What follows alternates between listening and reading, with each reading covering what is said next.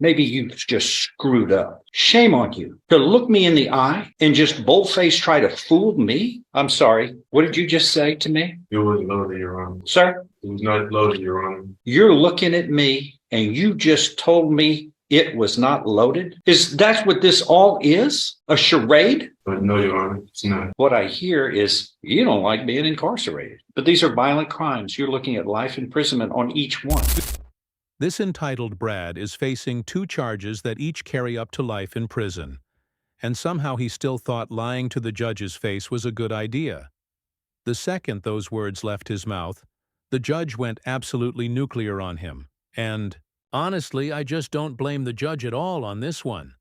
What really set me off is his family writing letters about how he's such a good kid, when in reality he robbed 2 people at gunpoint. That's not a mistake. That's a choice. And then when you add in that smug attitude he had, it just makes this whole thing even harder to watch. Do you guys agree with his family and he's a good kid? Or are you guys siding with the judge? Let's dive in and watch. I mean, this is about accountability about what happened that day, right? You took that man's stuff and you went to try and take money from his debit card. You remember that? Yes. And it failed, right? Yes. And then you saw this 22-year-old lady, Miss Brooks, with her mother. You knocked her to the ground and you tried the same offense again, right? She wasn't with her mother, but yes.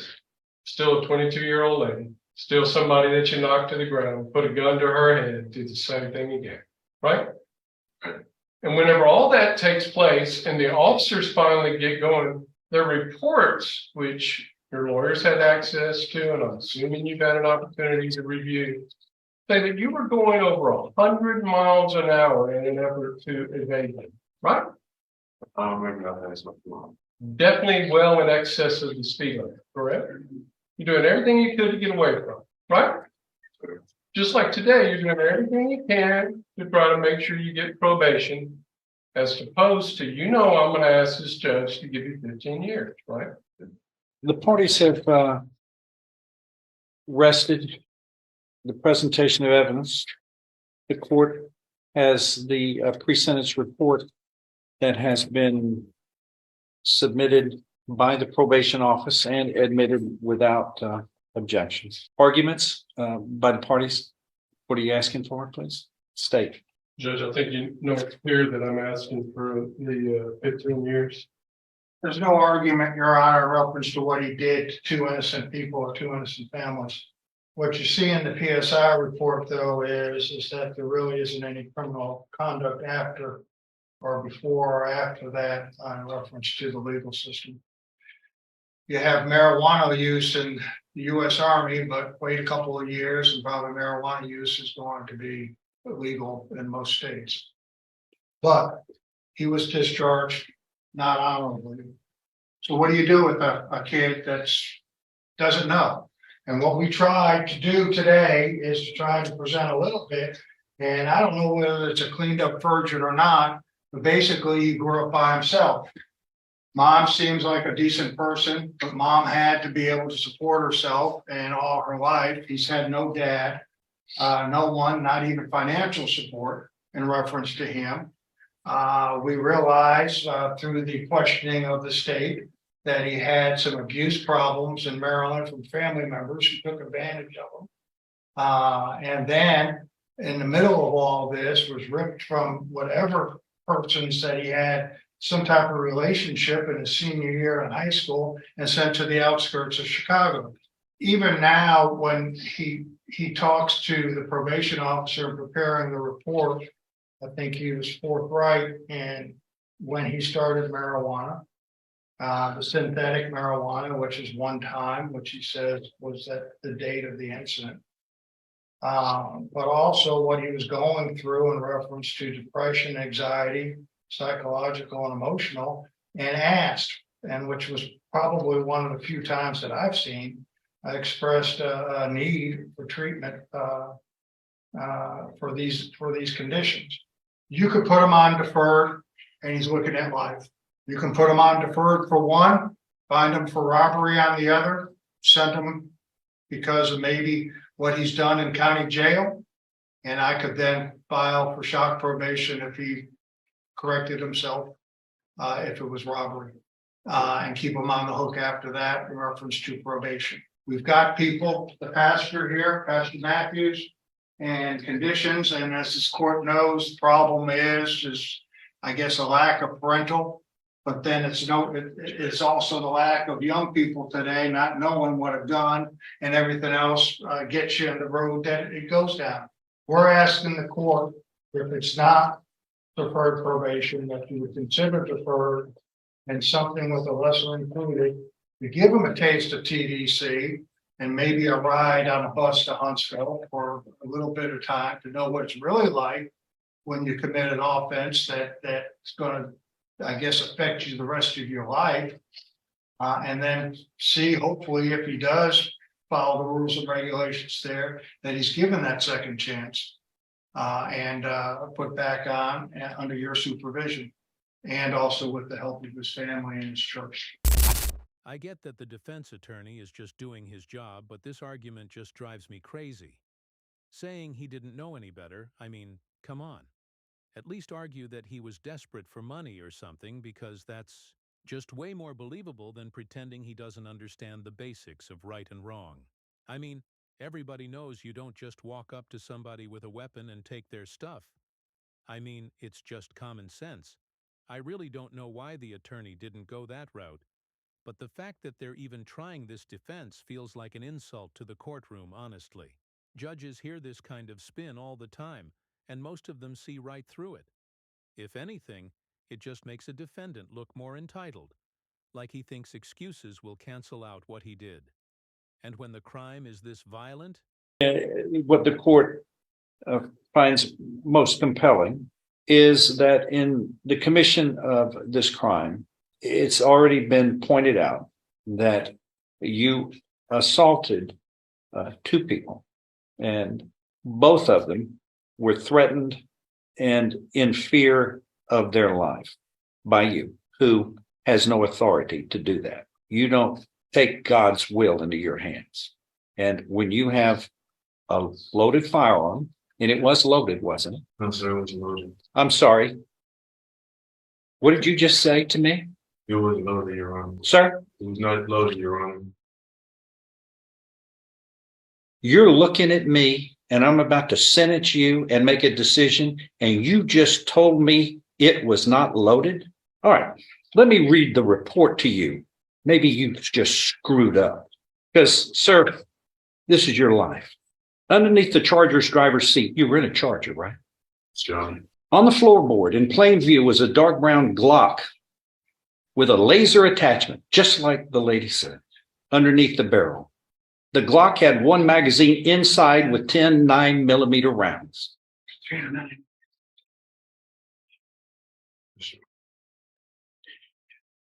Shame on you to look me in the eye and just bold-faced try to fool me?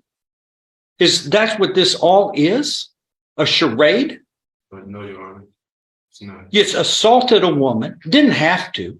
You assaulted a woman, had a loaded gun. What are you bringing a loaded gun to robberies for? Unless you intend to use it, sir. And then the man in front of his children, his little children, and the 1-year-old may not ever remember, but the 4-year-old, I remember when I was 4, certain occasions that were traumatic. We all do. You're the source of that horror for that child. Plus, again, you have a gun, and they really didn't know it was loaded, but when you point a gun at somebody and threaten them, they're going to assume their life is a clock's tick away. You have the power, which our Creator doesn't give you. You forced it on fellow humans, God's creatures. As we want to bring this up, how religious. You've been going to church for a long time, but yet you are here by a cacophony, a product of bad choices that defy your education in high school, that defy your upbringing and church going, that defy military. All of those are methods of helping people to make the best choices they can make. And after all of that, you put multiple people in harm's way. And it's certainly doesn't go without notice that the victims in this case want to see the justice, one of them at least has expressed, you need imprisonment.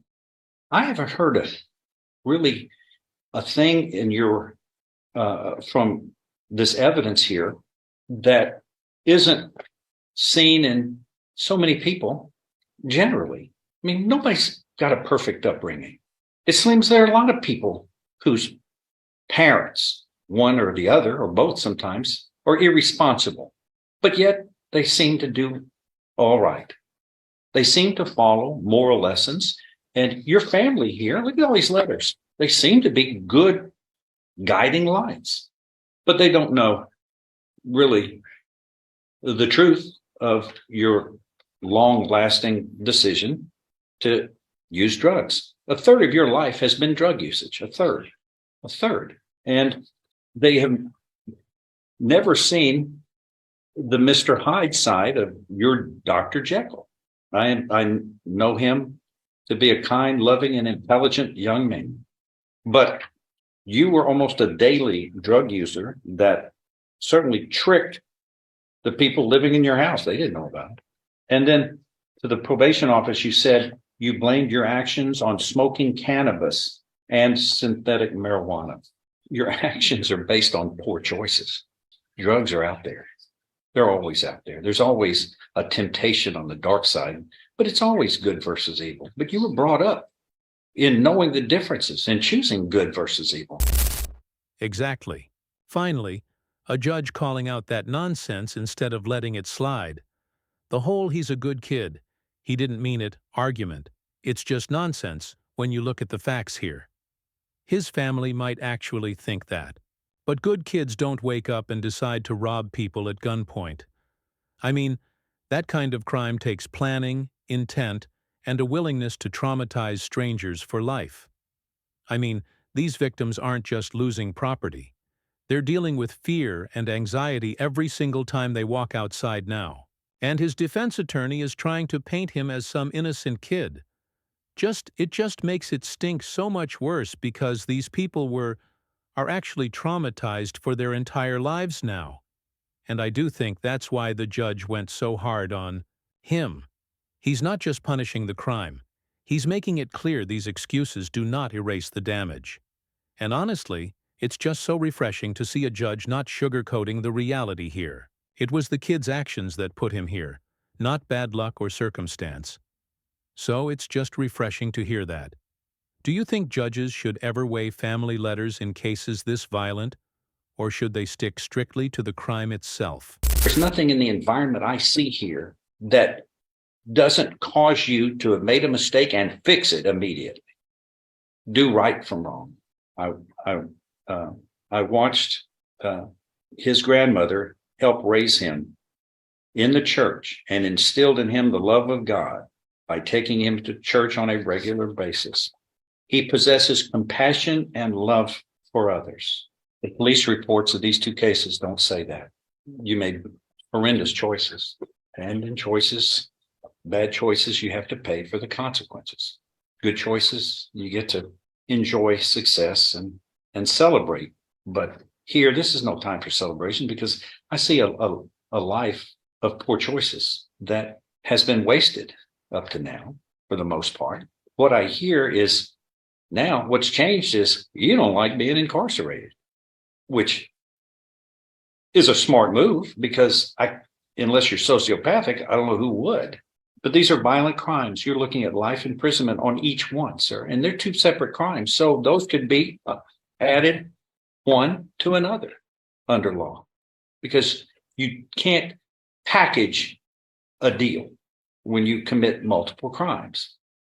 You don't pay for less. Each bad choice or crime has its individual consequences because there are individual acts of individual victims. Here, your attorney has fashioned with the state, has fashioned a limit where you have reduced your exposure for 2 violent first-degree felonies from life imprisonment to a maximum of 15 years in prison. And there's a big difference between 21-year-old and 17-year-olds who are in here. You have finished high school, you have been in the military. Thereafter, you made these poor choices. I just wished you could have listened to some of the role modeling earlier, because the genie's out of the bottle. You can't put the genie back when you commit a crime. You can't undo the wrong. You can't go to the victims and say, undo the trauma, please. Even in the worst occasion here, if you're sent to prison, you would be out well before you're 30 years of age, after essentially ruining the lives of at least two sets of people. Because I know what is told to me. They wake up with the horror of this experience their whole life, because they are not in control of their life. You were in control, and that's not the way it's supposed to be. We're all in this together. Live honestly, harm no one, give each person their rightful due. That's everything about law. And that's everything about religion, all wrapped up in those 3 concepts, which all 3 were shattered here by your actions. All right, I'm going to find in each of these cases you have pleaded guilty voluntarily. You were mentally competent to do so. You understood the consequences of pleading guilty. There was sufficient evidence supporting your guilty pleas from State's Exhibit 1 admitted in each of these cases. To support your guilty plea, to find you guilty beyond a reasonable doubt, I now find you guilty beyond a reasonable doubt in each of these cases. And I am following the agreements. You are hereby sentenced to confinement in the institutional division of the Texas Department of Criminal Justice to serve a term of 15 years on each case to run concurrently. The judgment shall show an affirmative finding that a deadly weapon, namely a firearm, was used in the commission of each of these crimes. Anything else? No. We are in recess on this case. No, Oh, they just. there was, and a third case is pending. I have just dismissed that case. Thank you. So the so-called good kid just got hit with 15 years in prison for 2 separate aggravated assault charges with a deadly weapon. And honestly, I do think he got off light. I mean, it's not like the lightest of all time. But when he's looking at life in prison on both charges, it makes me think he got off a little bit easy.